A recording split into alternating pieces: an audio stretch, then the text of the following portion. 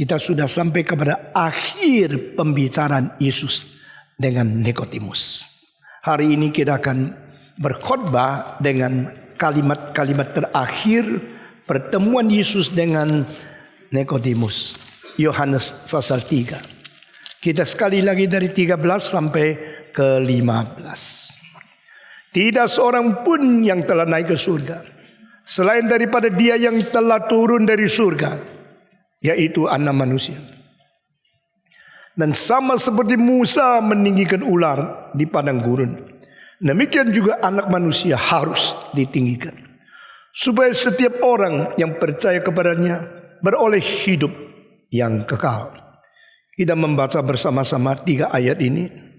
Tidak ada seorang pun yang telah naik ke surga selain daripada Dia yang telah turun dari surga, yaitu Anak Manusia. Dan sama seperti Musa meninggikan ular di padang gurun, demikian juga Anak Manusia harus ditinggikan, supaya setiap orang yang percaya kepada Dia beroleh hidup yang kekal.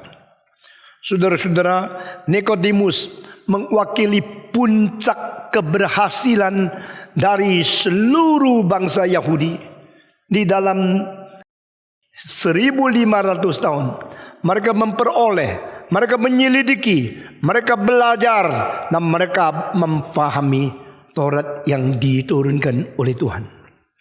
Tetapi sama sekali Tuhan tidak puas. Apakah mereka sadar Tuhan tidak puas? Tidak. Karena mereka konsentrasi kepada keberhasilan diri sendiri, tidak konsentrasi kepada apa yang Tuhan inginkan. Nah, kita belajar dari hari ini. Pada saat engkau lagi paling membanggakan diri, tapi engkau tidak sadar engkau sedang dibuang oleh Tuhan, hari depanmu akan menjadi apa? Ini satu ironis yang besar. Pada saat Nikodemus di dunia, itu adalah saat terakhir orang Yahudi masih diberi kesempatan. Dan kesempatan itu adalah terakhir. Kesempatan itu terbesar. Tapi mendadak sesudah itu habis. Kebudayaan Yahudi dibuang. Gereja yang tadinya diwakili oleh Bait Allah dibakar. Lalu bahasa Ibrani tidak lagi dipakai. Perjanjian baru tidak lagi memakai bahasa Yahudi, pakai bahasa Greka. Ini satu zaman yang begitu menakutkan, begitu membuat manusia penasaran, apa sih yang Tuhan mau? Kenapakah yang Tuhan mau mereka tidak sadar? Yang mereka capai mereka sadar. Karena manusia self-centered, manusia mementingkan diri sendiri. Jikalau engkau membiasakan diri, menikmati dirimu dari dirimu, engkau hanya mengerti dirimu daripada pencapaianmu, dan engkau tidak bisa melepaskan dirimu keluar dari dirimu untuk melihat dirimu dari luarmu, engkau akan menjadi orang bahaya. Manusia adalah satu-satunya makhluk yang bisa memecahkan diri dari diri, lalu menilai diri dari luar diri, oleh dalam diri, untuk melihat diri sebagai luar diri. Saya kalau ngomong gini kamu pusing kan? Tapi saudara-saudara, being in itself dan being to itself, ini 2 kalimat bukan dari saya. Ini 2 kalimat dari Jean-Paul Sartre, seorang eksistensialisme. Ada pada diri dan ada terhadap diri. Kalau kita mengerti kalimat ini dengan seperti memecahkan diri kita menjadi subjek menilai objek. Yang menilai adalah diri kita sendiri, yang dinilai juga adalah diri kita sendiri. Maka di dalam perpecahan diri kepada diri, kita melihat diri seperti orang lain melihat kita sendiri. Nah, ini adalah sesuatu pengertian diri yang seharusnya ada pada setiap orang yang disebut manusia. Itu namanya tahu diri. Kita sudah biasa memakai orang ini tidak tahu diri. Lalu ditanya apa sih tahu diri? Tahu diri adalah tahu terhadap diri. Yang tahu siapa? Diri. Tahu siapa? Tahu terhadap diri. Jadi diri tahu diri. Nah, ini adalah cara memecahkan diri sebagai subjek menilai objek. Nah, diri menjadi objek, tapi dinilai oleh subjek. Nah, pengertian ini kita mengerti daripada waktu kita melihat cermin. Dengan adanya cermin, kita menjadi seseorang yang melihat seseorang. Yang melihat adalah kita, yang dilihat adalah kita. Waktu saya melihat diri di dalam cermin, saya belajar bagaimana sebagai orang yang objektif terhadap diri sendiri. Orang bagaimana menilai saya. Banyak orang di tahunnya kritik orang lain. 40 tahun yang lalu di Jakarta ada seorang kaya sekali. Kalau dengar khotbah pendeta ini pendeta itu ngomel. Ini bahasanya jelek. Itu terlalu cepat. Ini pelan. Ini mengantukkan. Ini kurang semangat. Suka ngomel. Suka kritik. Akhirnya diberi kesempatan. Minggu depan lu yang khotbah ya. Dia bilang oke. Lu orang khotbah ndak beres. Dia yang khotbah. Dia siap ayat yang paling terkenal bagi dia. Supaya lebih gampang menguasai khotbah. Sesudah dia siap setengah mati, dia pakai jas, lalu dia kira dia bos besar, sekarang giliran dia khotbah. Begitu naik di mimbar, dia tidak pernah pikir, semua mata lihat dia. Semua mata lihat dia. Terus dilihat, gimana ya, kuat dilihat itu gimana. Terus dia mulai pikir, jas saya betul enggak, muka saya bersinar, perkataan saya, akhirnya khotbah yang ngawur enggak karuan. Sesudah itu dia turun, dia mengatakan, mulai hari ini sampai mati tidak mau khotbah lagi. Satu hal yang menakutkan, berdiri di situ dilihat semua mata lihat saya. Jadi saya jadi apa? Kalau ada satu orang turun lihat kamu mulai pikir mau apa ini ya? Apalagi ribuan mata lihat dia. Mulai hari itu dia dapat khotbah. Dia bilang ternyata berdiri di atas dah gampang. Jadi bagaimana? Mulai hari ini siapa khotbah saya doakan, tidak mau kritik lagi. Itu urusan dia sama Tuhan. Nah saudara-saudara, menilai diri itu tidak gampang. Nah menilai diri ini pesan yang penting daripada Socrates. Gnosis theauton, artinya you should know yourself. Mengerti diri. Nah seluruh kebudayaan Yahudi kelemahannya adalah tidak bisa melihat diri dari sudut pandang Tuhan. To see yourself, to estimate yourself, to evaluate yourself through the sight of God. Nah ini paling sulit. Bukan saya pecahkan diri lalu melihat diri. Saya berada di tempat maha tinggi beserta dengan Tuhan. Lalu tanya dia, bagaimana engkau menilai saya?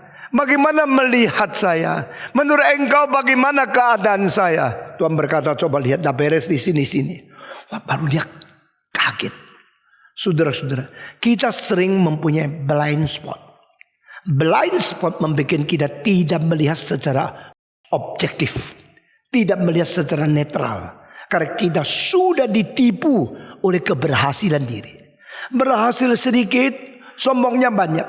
Mengerti sedikit, kritiknya banyak. Kita tidak mau menerima kritik, kita cuma mau kritik. Orang yang mempunyai blind spot tidak akan kenal diri. Blind. Kalau ada blind, bagaimana? Mestinya terbuka matamu. Maka ada orang yang blind, ada orang yang blink. Blink itu lihat. Seperti engkau yang sudah tawar hati, sudah tidak ada arti hidup. Mau loncat tapi takut ikan hiu. Ya. Mau gantung takut lehernya putus. Mau minum obat takut nanti mati ya susah. Akhirnya engkau sudah tidak ada arti. Jalan pun begini, bungkuk-bungkuk, tidak ada arti itu.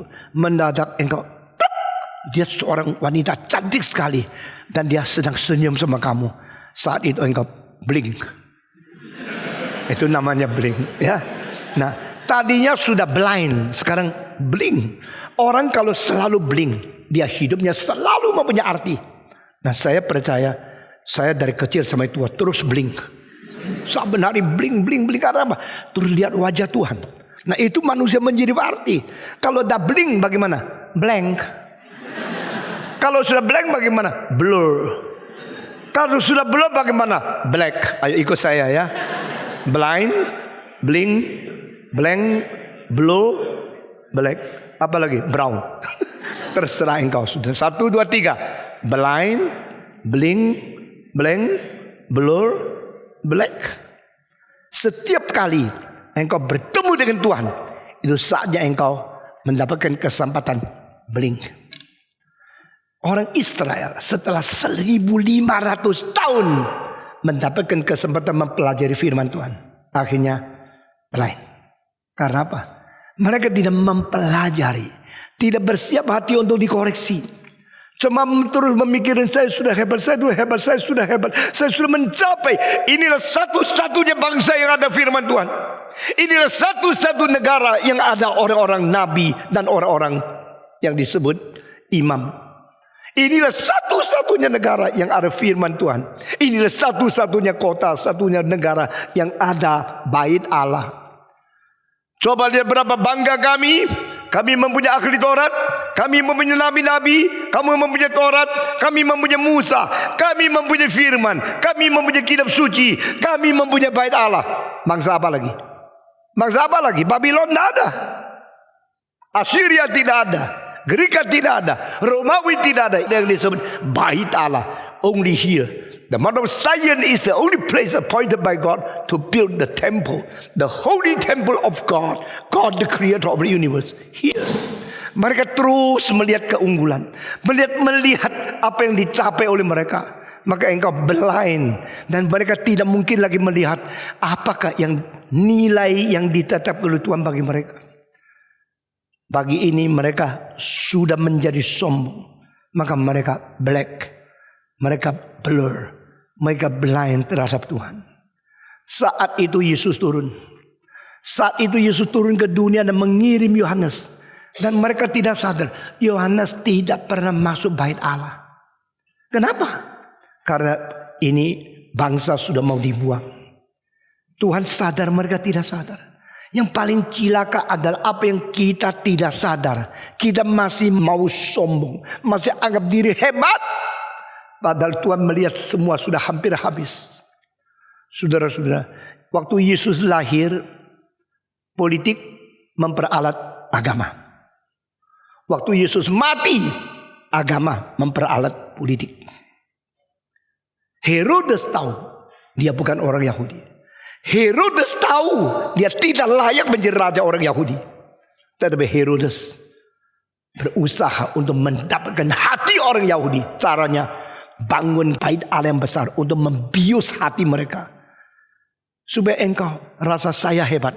Dengan uangku aku membuat sesuatu yang begitu besar jasa bagimu. Lalu engkau taat kepada saya. Lalu orang Yahudi lupa Tuhan. Hanya ingat ada bait Allah. Bait Allah begitu megah sehingga 25 kilometer di luar Yerusalem, orang yang naik unta di tempat yang lebih tinggi daripada biasa bisa melihat cara bikin satu atap yang dibungkus dengan emas berkilau-kilau 25 kilometer sebelum sampai Yerusalem sudah melihat gedung yang megah itu. Orang Israel mengatakan cukup.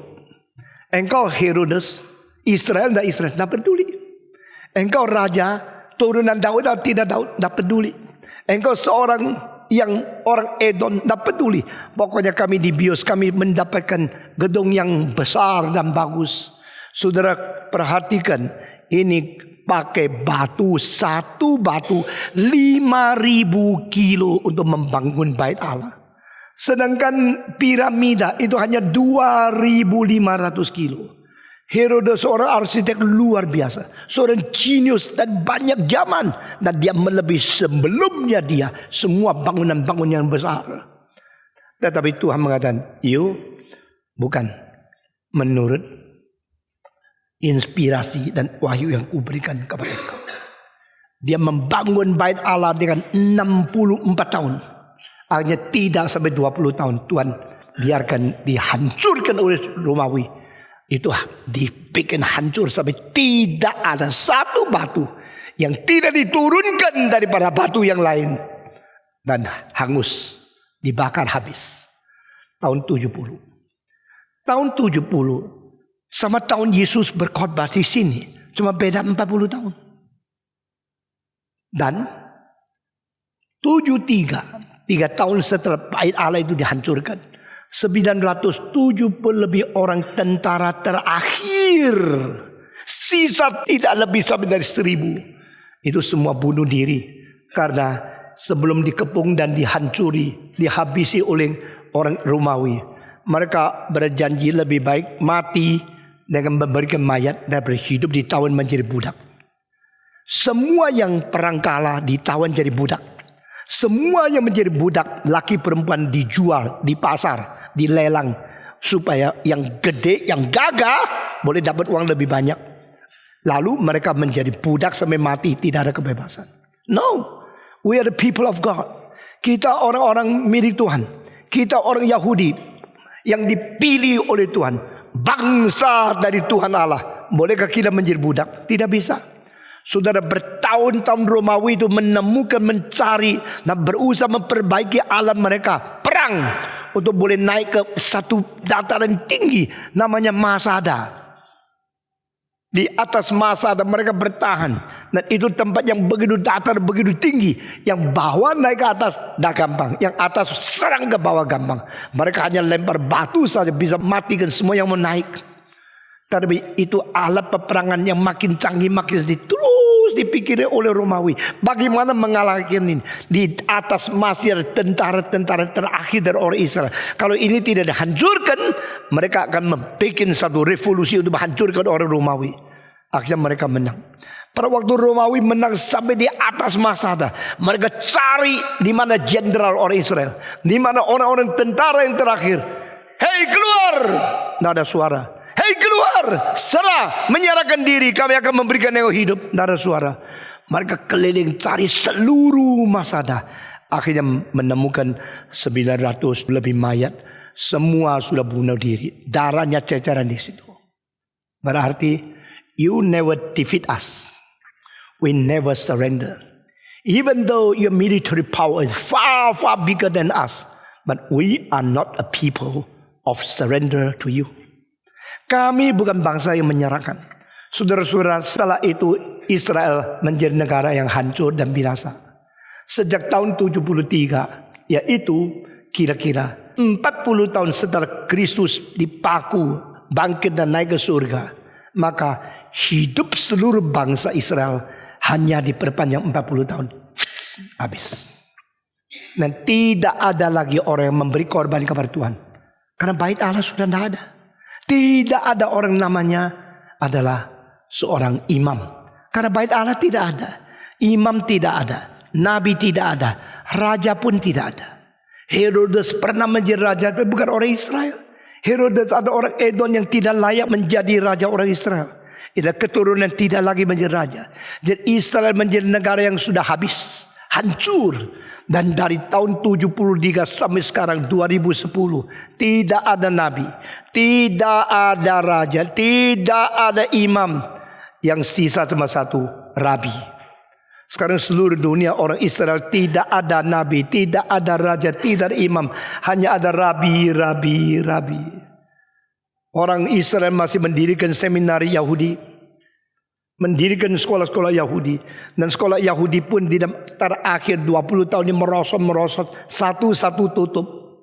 Bangsa itu mulai dibuang oleh Tuhan, tapi mereka tidak sadar. Mereka tetap menganggap diri hebat. Memang secara jumlah mungkin bangsa Yahudi menjadi bangsa yang paling banyak orang meraihkan akan Nobel Prize. Bangga. Horowitz orang Yahudi, Rubinstein orang Yahudi, Stravinsky orang Yahudi. Banyak orang paling penting itu adalah orang Yahudi. Karl Marx orang Yahudi. Ini Yahudi punya pengaruh yang baik, yang jahat, besar sekali di seluruh dunia. Engkau tidak bisa menghina dia. Tetapi di dalam hati rohani, di dalam agama sudah habis. Mereka tidak sadar. Nah, itulah sebab harus dicatat satu-satunya orang yang sengaja datang mencari Yesus, Nikodemus. Ini penting luar biasa loh. Saudara, saya bukan memberikan cara pengertian Alkitab yang menyenangkan engkau, enak-enak, gampang didengar. Saya berkata kepada saudara, the conversation between Christ and Nicodemus is the meeting point and encounter between the wrong but achievement of the religion and the revelation of God with the incarnation method. Allah yang di tempat tinggi turun lahir di palungan menjadi inkarnasi. Allah dengan bentuk yang paling rendah dan manusia menganggap diri sudah mencapai paling tinggi. Sekarang ketemu. Waktu ketemu Yesus sama sekali tidak basa-basi. Yesus tidak menyenangkan. Karena Yesus tidak pernah memilih pelayanan market orientation. A true servant of God must not be an audience pleaser. Seorang hamba Tuhan yang memberitakan firman tidak boleh menjadi penyenang kepada pendengarnya. Dia bukan cari tema khotbah ini loh enak didengar. Ayo hura-hure. Tidak. Dia akan mengatakan kalimat yang sulit didengar. Tapi setiap kalian bertanggung jawab kepada Tuhan. Kalimat yang menusuk hati orang. Tapi kalimat yang benar-benar dari Tuhan Allah. Saya percaya Nikodemus dengan sungguh-sungguh hati mau cari kebenaran. Tetapi hanya satu. Di tengah-tengah semua ahli Taurat, semua pemimpin agama, semua guru Israel, hanya satu yang masih ada hati nurani yang sejati. Sekarang begitu banyak pendeta yang jujur hatinya berapa?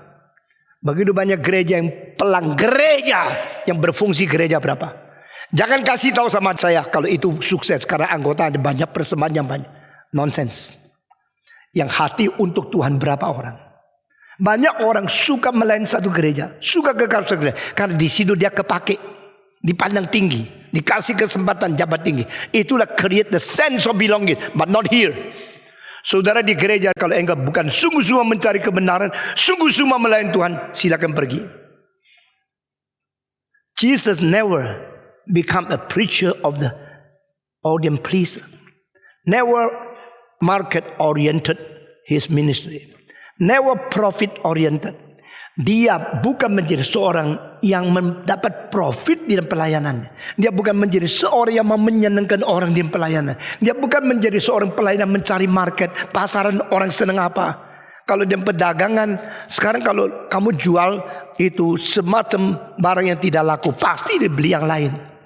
Asal market bisa laku, asal orang mau beli, engkau pasti tukar barang. Tidak mau beli dari pabrik ini, dari itu yang lebih laku. Pokoknya profit. Nah ini cara dagang. Cara dagang adalah ikut-ikut pasaran. Pasaran mau kemana, ikut pasaran. Orang suka apa, menyenangkan. Seperti saya katakan, itu church sudah mulai menyenangkan pemuda-pemudi. Bukan educate, tapi adaptation. Masa seorang pemimpin kebaktian pakai sandal jepit naik ke atas mewakili Tuhan. Di mana kehormatan? Di mana sopan santun sebagai manusia? Terhadap manusia pun tidak boleh sembarangan, apalagi terhadap Tuhan. Sekarang begitu banyak gereja market oriented, profit oriented, self-centered. Yesus tidak. Maka pertemuan ada Yesus dengan Nikodemus menjadi teladan dari zaman ke zaman. How to serve, how to reply, how to inspire, how to answer the questions. Engkau menemukan orang paling pintar Nikodemus, ketemu Yesus ternyata apapun nggak ngerti. You must be born again. How can it be? The wind blows according to its own will. How can it be? I do not understand. Dia berkali-kali menyatakan ketidakmengertian. Bagaimana orang tua bisa masuk dalam rahim ibunya kembali dilahirkan. Yesus bicara tentang kelahiran dari Roh Kudus. Dia memikirkan kelahiran dari ibu. Karena pikiran dia adalah earthly things, not heavenly things. Dia setiap kali ngomong sama Yesus, pikirannya lain, definisinya lain, meskipun istilah yang sama. Benedict Spinoza, seorang filosof, mengatakan all debates start from the terminology used with the same terms but different definition. Sama-sama bicara sesuatu, tapi si suami artinya ini, si istri artinya itu. Ya keker dong. Sama-sama ke gereja. Yang satu ini mau apa? Berkat. Yang satu mau melayani. Ya terselisih. Begitu sama-sama istilah dipakai, tapi konsepnya, motivasinya berbeda. Itu membuat sesuatu perdebatan. Demikian pada waktu Yesus bilang kelahiran, dia langsung pikir dari mama lahir. Yesus bilang dilahirkan Roh Kudus, dia bilang mana mungkin. Semua dah cocok. Setiap kalimat yang dia utarakan adalah jujur, membuktikan dia tidak ngerti firman. Saudara-saudara, Paulus berkata ada orang yang masuk gereja ikut dengar khotbah sampai mati belum pernah ngerti. You jangan sampai menjadi orang begini. Gereja didirikan untuk memberitakan firman, bukan mencari anggota. Gereja ini didirikan untuk membenarkan kebenaran, bukan untuk mendapatkan anggota banyak atau uang banyak. Lalu kita sombong, kita maju, lihat bagaimana kemajuan gereja. Tidak. Yesus mengatakan apa dia tidak ngerti. Mengatakan apa dia ngerti. Ternyata orang akademik di dalam banyak hal tidak ngerti. Dia sudah belajar tinggi menjadi pemimpin agama yang termasyhur, tapi tidak ngerti. Lalu Yesus bilang sama dia, angin tiup menurut kemauan sendiri. Dari mana dia datang engkau tidak tahu. Pergi mana dia tiup engkau tidak tahu. Engkau hanya dengar suara dia saja. Orang yang diperlihatkan pula oleh Roh Kudus. Demikian juga dia bilang, mana mungkin ada hal ini. Jadi apa yang Tuhan Yesus ngomong dia sama sekali tidak ngerti.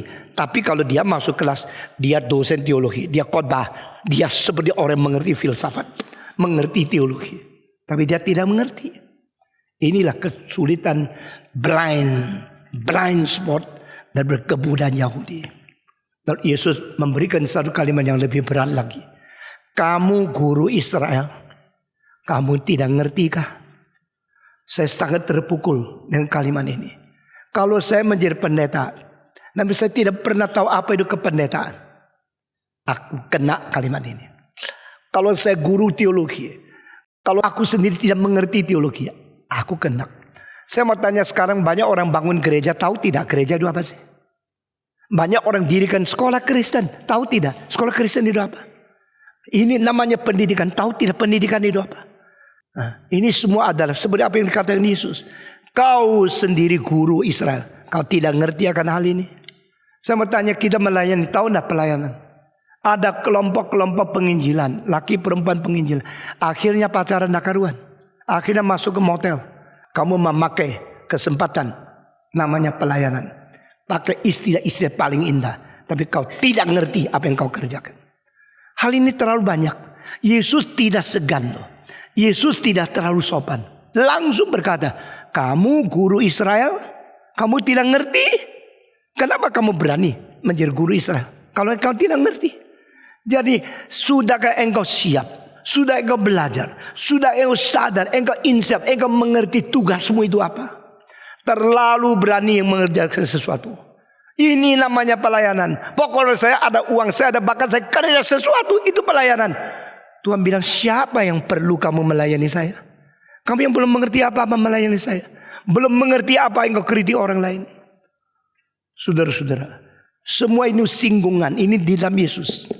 Nah, orang yang tidak suka ditegur, dengar sedikit teguran langsung sombong, patong. Lu kira gua perlu lu?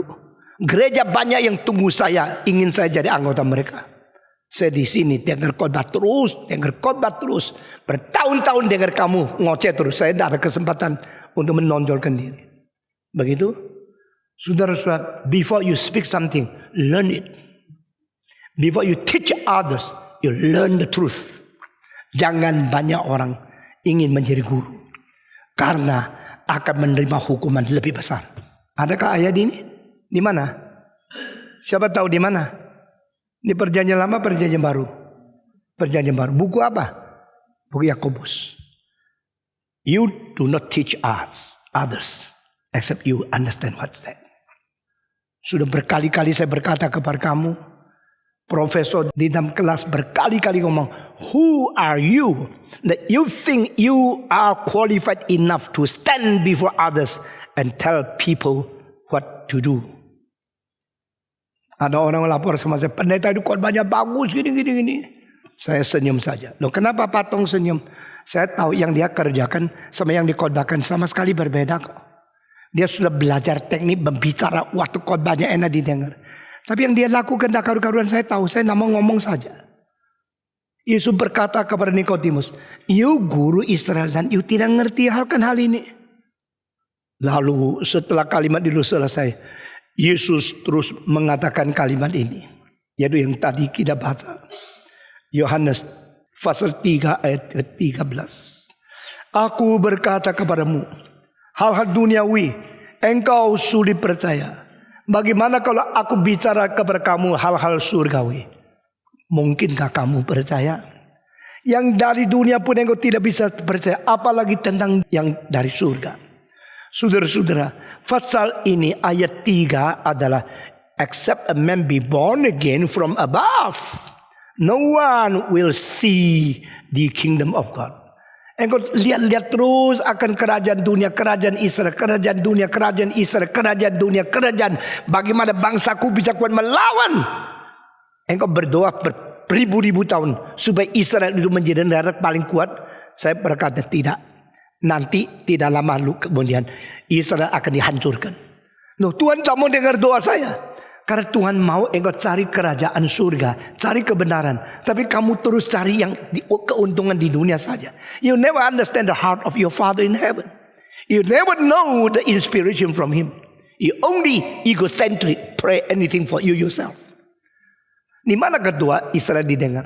Di Israel terus berdoa, Tuhan kirim Mesias supaya kami bisa menjadi negara yang bangga. Benar, yuk cari Mesias. Yuk ngerti siapa itu Mesias? You ngerti kalau Mesias datang harus bagaimana? You ngerti tidak? Tidak tahu. Pokoknya Mesias. Doanya hebat. Tapi setelah diturun ke Mesias, mereka paku dia di atas kayu salib. Berarti hati mereka bukan mau Mesias. Mereka cuma mau berkat Mesias untuk mereka menjadi lebih jaya. Banyak orang Kristen bukan mau Tuhan, hanya mau berkat Tuhan supaya mereka lebih kaya. Kalau demikian tidak usah jadi Kristen lah. Jadi Kristen harus pikul salib, harus menyangkal diri, baru engkau bisa mengikuti Yesus Kristus. Yang mau pikul salib siapa? Yang mau menyangkal diri siapa? Saudara-saudara sekalian. Nah, saya mengharapkan anak muda berani korban, betul-betul mau menerima penderitaan supaya bisa dipakai seumur hidup. Saya mengharapkan you bukan menjadi anak manja. Bukan taunya cari duit, mama kasih uang sebanyaknya lalu engkau foya-foya. Tidak. Anak Indonesia yang ke Jerman kerja setengah mati baru dapat uang makan. Anak Indonesia ke Amerika begitu turun daripada kapal terbang langsung cari mobil balap. Orang-orang kaya dari Indonesia ke Paris perginya ke Printemps, pergi ke Lafayette untuk cari barang-barang paling kaya, paling mahal.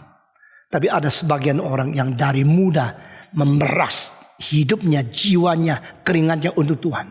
Nah, ini orang yang susah besok yang jadi. Saudara-saudara, kamu dididik di sini lebih ketat daripada guru mana di profesormu. Engkau dididik oleh saya lebih keras daripada pamamu. Tapi maukah engkau menjadi orang yang berguna? Engkau jangan ikut teologi kemakmuran. Percaya Tuhan nanti jadi kaya, Tuhan akan kasih kelancaran kemakmuran. Setan nyala. Kau mesti belajar prinsip Alkitab. Yesus Kristus berkata kepada Nikodemus, engkau guru Israel, engkau sendiri tidak ngerti. Kalau saya bicara tentang hal duniawi, engkau tidak bisa percaya. Bagaimana engkau bisa percaya kalau bicara akan hal surgawi? Yang saya katakan adalah kerajaan Allah. Yang kau pikirkan kerajaan Israel. Engkau pikirannya itu terlalu duniawi. Tahu tidak? Israel bagaimana hebatnya. 43 tahun lagi hancur. Masada semua bunuh diri. Tentara Israel tidak ada satu lagi. Untuk 2000 tahun. Sampai tahun 1948 bulan Agustus. Baru Israel yang sudah hancur hampir 2000. Diberikan kemungkinan untuk mendirikan negara Israel. Saudara-saudara, dunia ini makin lama makin memberikan gejala akan hancur. Ini gempa bumi terus makin lama makin banyak. Saya juga tidak ngerti ya kalau satu wajan yang daripada tanah dikasih api terus 2000 tahun, 5000 tahun, 10.000 tahun. Wajan itu tidak meletak ya. Seluruh bumi di dalamnya api kan? Sudah pernah masuk dalam? Belum ya? Seluruh bumi ini dalamnya api. Bisa bakar beribu-ribu tahun. Dan tanah itu pada waktu dibakar kering. Kalau dibakar sampai 3.300 derajat. Tanah itu leleh menjadi cair. Ini bumi sudah makin lama makin tua, makin lama makin tua. Baru beberapa minggu engkau melihat akan angin yang besar di Taiwan. Lalu mati ke berapa banyak. Lalu longsor. Lalu ke Vietnam. Sekarang ada lagi yang di Padang. Ada lagi di tempat yang lain. Di Filipina. Ini mau apa? Gempa bumi terus makin lama makin banyak. Saudara tahu tidak dari abad 15 sampai sekarang gempa bumi setiap tahun tambah berapa persen? Sekarang gempa buminya setiap tahun itu lebih dari 50.000 kali di seluruh muka bumi. Dibanding sama zaman Yesus sangat sedikit. Yesus mengatakan sebelum dia datang, akan tambah gempa bumi. Dan terakhir gejala akan dunia mengalami kelaparan. Kelaparan belum terjadi besar. Tapi saya kasih tahu, di dalam 15 tahun, 20 tahun, kelaparan akan menjadi salah satu gejala kesulitan paling besar di dunia. Ini Tuhan Yesus makin lama makin dekat. Kita tidak tahu diri, tidak tahu mati. Masih maunya ingin kaya raya sendiri. Orang lain mati biarin. Saudara-saudara. Dan ajaran-ajaran teologi makmur itu ajaran yang melawan kitab suci sedang melanda dunia. Dan banyak orang ingin kaya, ingin makmur. Lalu percaya kepada teologi kemakmuran. Teologi salib disingkirkan. Teologi menderita dilupakan. Silakan menang. Banyak gereja-gereja yang pentingkan akan kekayaan, kemakmuran. Itu sekelompok orang yang egois menjadikan nama Kristen itu gerejanya. Tapi hati mereka bukan menjalankan kehendak Tuhan. Mau memperalat Tuhan untuk menjadi kaya. Sesudah itu biar dunia hancur. Orang reform bukan begini. Orang reform betul-betul bisa kaya. Karena apa? Karena orang reform taunya kerja mati-matian. Hemat mati-matian. Pakai uang hati-hati. Mana mungkin dah kaya? Ini dalil kok. Kerja berat dapat banyak. Sudah dapat banyak pakai sedikit. Ya sisa banyak dong. Sisa banyak tidak sembarangan pakai lagi. Untuk berinvestasi. Pasti kaya dong. Itu kemakmuran sejati adalah dengan etos kerja yang menderita. Tapi dengan doa Tuhan saya mau kaya. Berkati saya kirim Mesias. Bangunkan negara dunia ini. Tuhan bilang I tell you about the earthly thing. You cannot believe. What about if I tell you about the heavenly things? Mereka berdoa Tuhan berkati Israel, berkati Israel.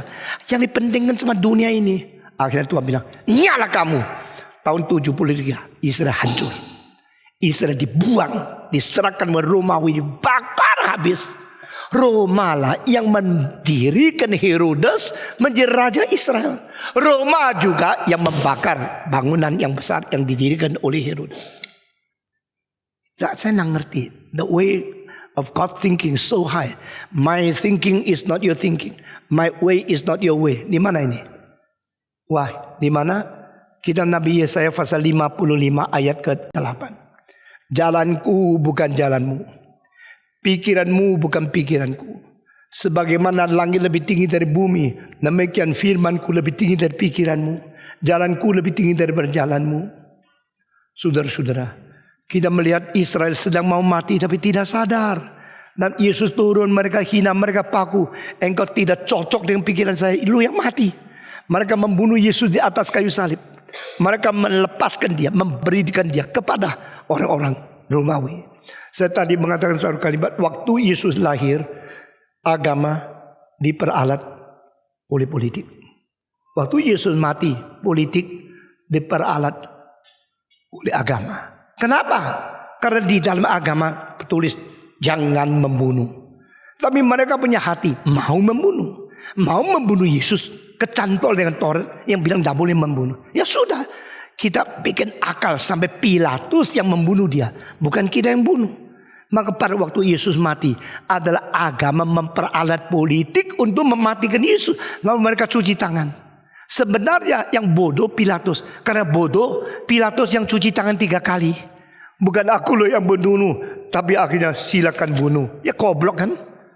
Itu orang seperti Pilatus. Seperti Kayafas. Seperti Herodes. Semua pikir diri pintar. Tapi di hadapan Tuhan semua bodohnya luar biasa. Barang siapa yang menganggap diri pintar, di hadapan Tuhan dia bodoh. Barang siapa yang sudah bodoh masih tidak mengetahui diri bodoh, terlalu bodoh. Saudara-saudara, kecelakaan yang paling besar adalah di dalam kecelakaan masih tidak sadar. Kebodohan yang paling besar adalah sudah bodoh tidak sadar bodoh. Orang yang paling bahaya adalah di dalam bahaya masih tidak tahu bahaya. Ini bahaya double, kecelakaan double, ini bodoh double. Dan Tuhan membiarkan mereka. Karena apa? Mereka tidak mau Tuhan. Pada waktu Yesus mengatakan ini kalimat, aku kalau bicara tentang hal duniawi, engkau tidak bisa percaya. Apalagi kalau saya bicara tentang hal surgawi, mana mungkin engkau percaya? Kalimat itu ada singgungan yang paling tinggi terhadap orang-orang yang menganggap mereka sudah guru orang lain. Mereka sudah mengerti agama, mereka mengajar orang lain, tapi sendiri tidak mengerti. Tuhan bilang, that is yang ku beritakan kepadamu, ku tahu. Yang ku saksikan kepadamu, kulihat, tapi kau tidak mengerti apa yang kau katakan. Selesai kalimat ini, Yesus mengatakan, tidak ada orang naik surga kecuali Yesus turun dari surga, tetap ada di surga. Itu terjemahan Mandarin. Satu terjemahan yang luar biasa. Besides, except the one who come from heaven and still in heaven, no one ever enter into heaven. Saya berkata, Nikodemus kalau mau kritik, dia langsung pergi.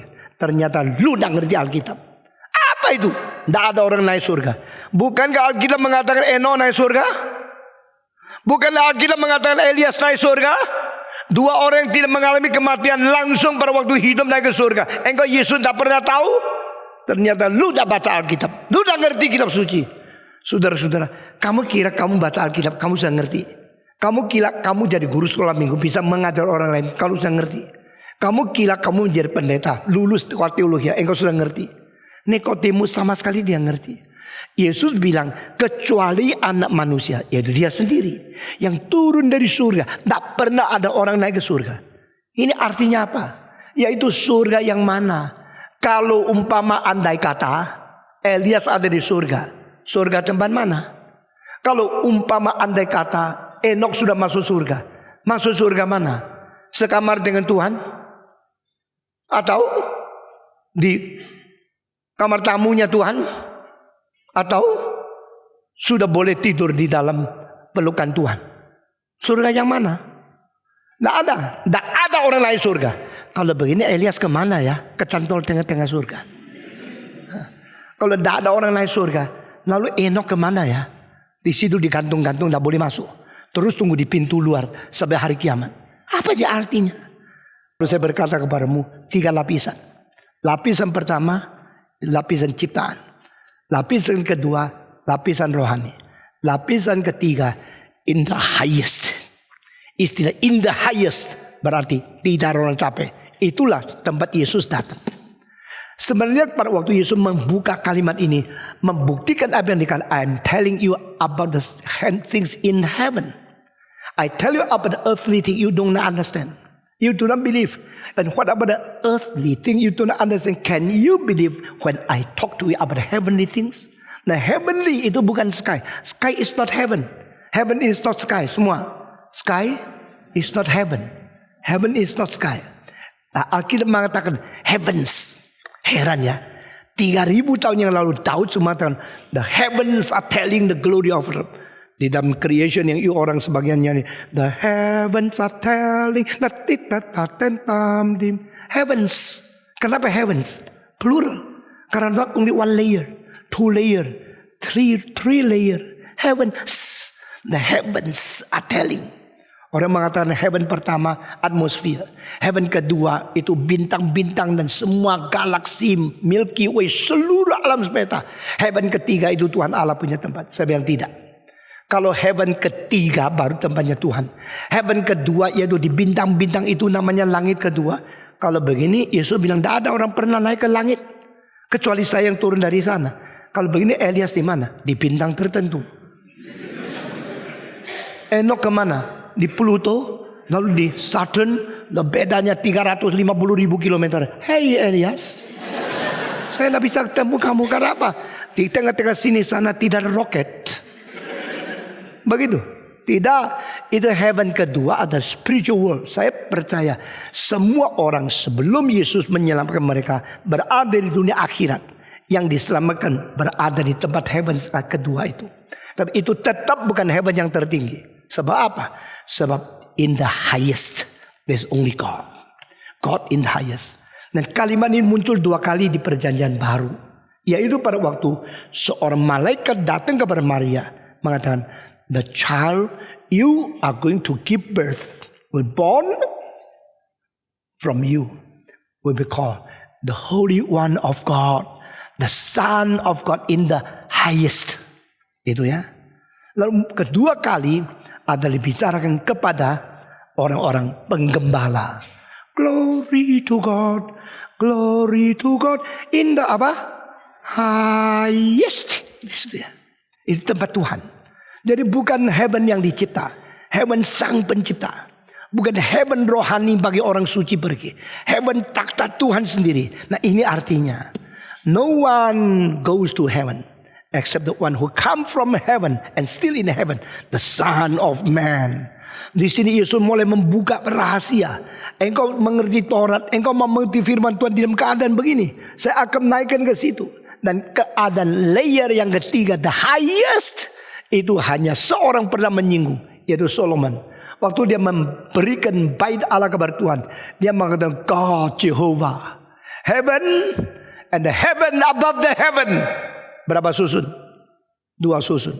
Langit dan langit di atas langit masih tidak cukup untuk engkau tinggal.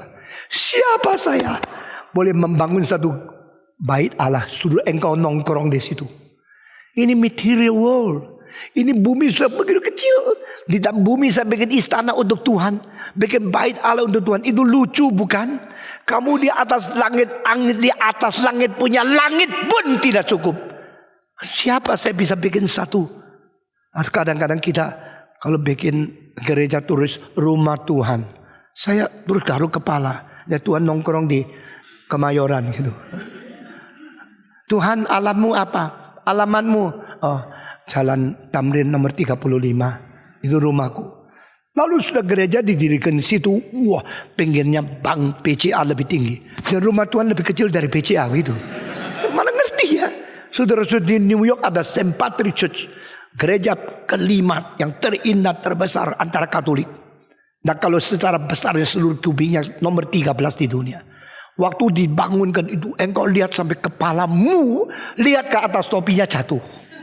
Karena tingginya, indahnya luar biasa. Tapi 20 tahun kemudian di pinggirnya bangunan 70 susun, sini berapa 40 susun. Lalu kedua spire daripada St. Patrick menjadi kecil. Seperti 2 lelen di tengah-tengah 2 raksasa. Itu rumah Tuhan. Maka 3000 tahun yang lalu Solomon paling mengerti. Langit dan langit di atas langit tidak cukup untuk engkau. Itu baru mengerti Tuhan. You are unlimited. You are infinite God. God of infinity. God of immortality. God of eternity. Unbounded, unlimited God. How can I build a small building even though it's bigger than my house and call it the house of God? Sulit. Langit dan langit di atas langit masih tidak cukup. Maka 2 lapisan ini tetap dunia yang di bawah. Kamu berada in the highest, yang paling tinggi. Pada waktu Yesus bicara gini kepada Nikodemus, dia melongo, sudah melongo selesai. Yesus selesaikan khotbahnya kepada 1 orang. Khotbah yang begitu penting hanya untuk 1 orang. Mbok tunggu sampai di football stadium baru keluarkan khotbah yang besar. Masa khotbah yang penting untuk 1 orang. Orang ini tidak ngerti-ngerti lagi. Buat apa membuang khotbahnya kepada dia? Yesus mengatakan kalimat terakhir. Sebagaimana Musa mengangkat tinggi ular itu di padang belantara, anak manusia juga harus diangkat tinggi. Supaya barang siapa yang percaya kepada dia mendapatkan hidup yang kekal. Full stop. Finish. No more talking.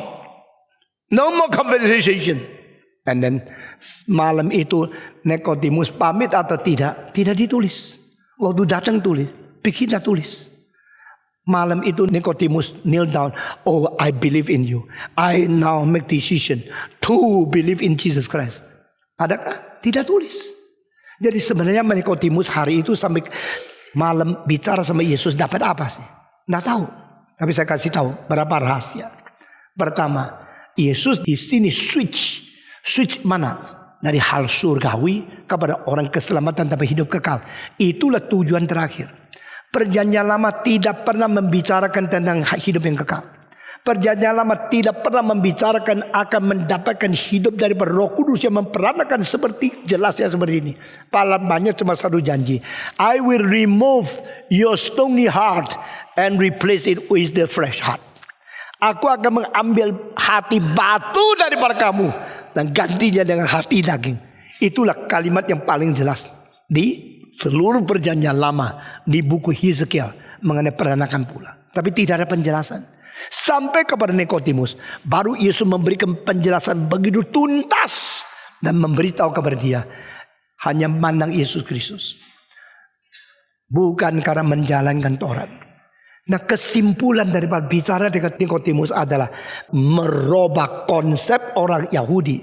Kalau saya lunaskan Taurat, kalau saya melaksanakan, menjalankan Taurat, saya akan diperkenan oleh Tuhan. Tuhan bilang no. Orang yang digigit ular masih ada kesempatan jalankan Taurat enggak? Jawab. Masih ada kesempatan melakukan Taurat? Sudah tidak ada, sudah mau mati. You tahu satu kali gigi daripada ular yang berbisa, cek, langsung cairan racunnya masuk ke dalam lubang di mana gigi itu sudah menusuk. Langsung racun ini masuk ke dalam darahmu. Dan di mana racun itu sampai, di situ seluruh organisasi dari tubuh kita menjadi mengkeret, lalu beku, lalu darah tidak jalan lagi. Maka orang yang digigit oleh ular berbisa di dalam beberapa jam mati, kejang. Dan itu daging kalau dioperasi lihat semua menjadi gumpalan-gumpalan yang tidak ada lagi organiknya. Itu namanya racun. Orang digigit ular lalu dia mengatakan saya akan mati. Dia ada kesempatan jalankan Taurat lagi? Tidak ada. Dia pernah menjalankan Taurat tidak? Pernah. Sudah menjalankan Taurat sekarang kena gigit ular mati tidak? Mati. Sudah mati? Tidak ada hidup. Nah, dia harus mati. Yesus bilang inilah. You kira you sudah jalankan Taurat? You kena bisa dari ular yang beracun itu. You akan mati. Jadi no one can obtain the eternal life by doing the law, obeying the commandments. But you should look upon Jesus Christ, and you will be given the eternal life. Di sini Yesus switch pengertian perjanjian lama ke perjanjian baru kepada Nikodemus. Dan kalau Nikodemus mengerti ini, dan sebenarnya sulit mengerti karena pikirannya sudah dikotak-kotakan oleh Taurat. Lalu melihat Yesus kok bisa melakukan mujizat, penasaran bahwa dia datang untuk curious, mau tahu apa. Tapi waktu dibombar oleh Yesus Kristus, semua kalimat yang Yesus dia tidak ngerti. Kasihan loh orang tua ini, sudah tua dibom lagi. Bom pengertian yang sulit-sulit. Dia pulang bingung, pusing, 70 kali pusing. Lalu terus mikir. Dia tidak sempat ambil keputusan. Dia tidak tahu mesti bagaimana. Setelah bertemu dengan Yesus, lebih pusing. Nah, inilah orang Kristen yang sejati.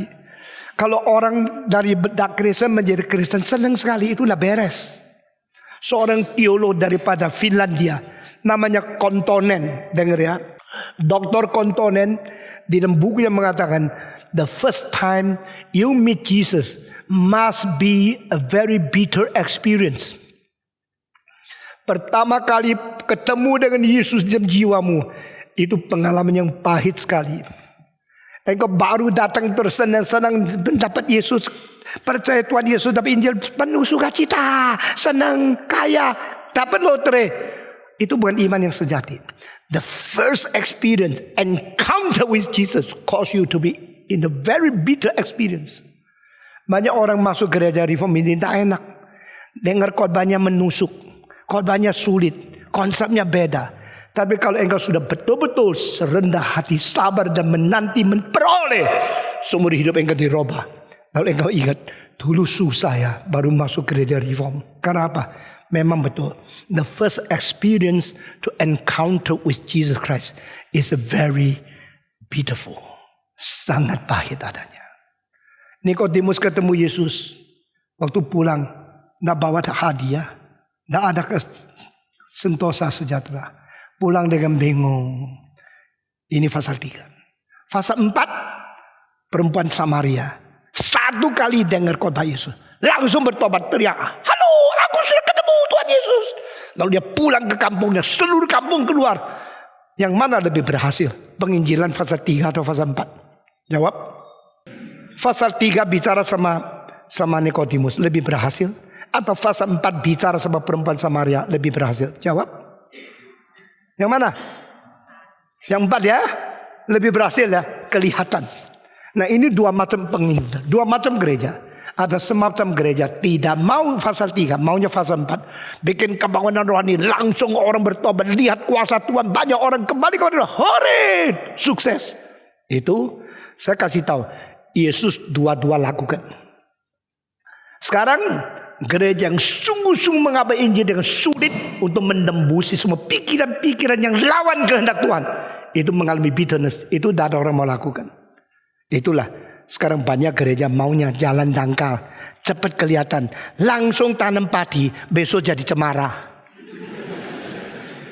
Puji Tuhan, padi jadi cemara. P-A-C-E-M, D-I marah. Padi jadi cemara.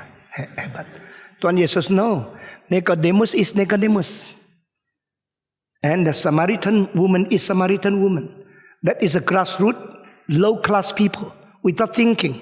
Easy to be changed. But this professor, this very complicated educator, very difficult to be changed. Now which one is the right? Both.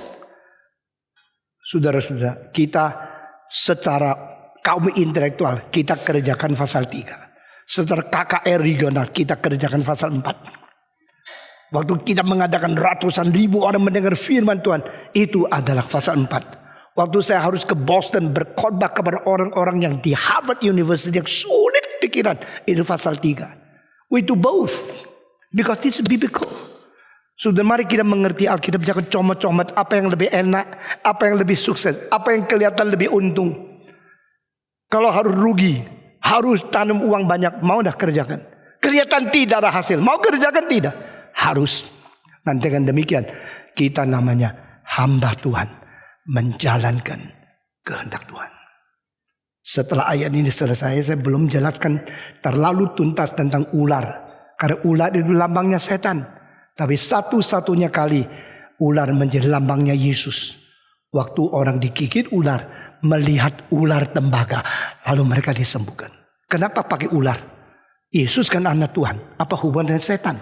Kalau ular itu setan, sekarang ular itu Yesus Kristus. Kenapa Yesus pakai ular? Kita memberikan penjelasan lebih. Mari kita berdoa. Bapa di dalam surga, berkati kami.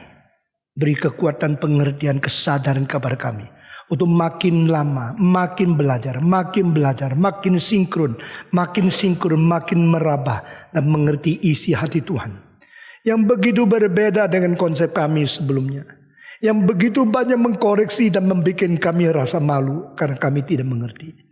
Beri kepada kami hati yang sungguh-sungguh jujur, rendah, dan sungguh-sungguh mau belajar.